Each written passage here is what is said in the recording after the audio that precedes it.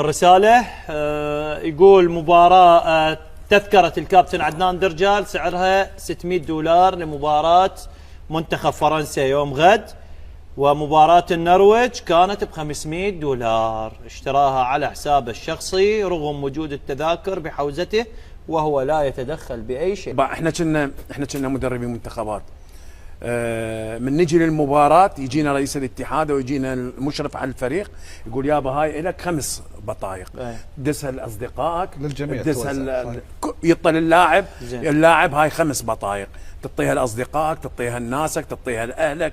انا اتصور واحد من حقوق عدنان درجال على الاتحاد العراقي هو الود والاحترام ورد الدين الذي في رقبته.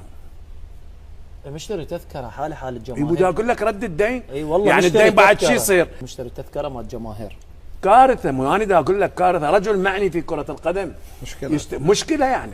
روح دسها هسه لكل بلدان العالم، كل بلدان العالم المتاخره كرويا، قول لهم يابا رئيس اتحادكم متواجد في بلد عنده لعبه، يشتري البطاقه لو تدزوها له.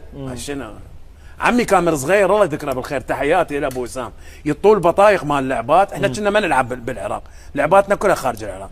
يجي يطب لنا للمنزع، اخوان من يريد بطايق؟ خاف عندكم ناس يخابروكم، خاف عندكم ناس تدري احنا ما كنا نلعب. بامريكا يقول لك شنو الهوا بفلوس. الهوا بفلوس؟ وين ما تروح الهوا بفلوس؟ بدبي الهوا مو بفلوس؟ يقول لك هنا شويه غاليه. خو بدبي اغلى من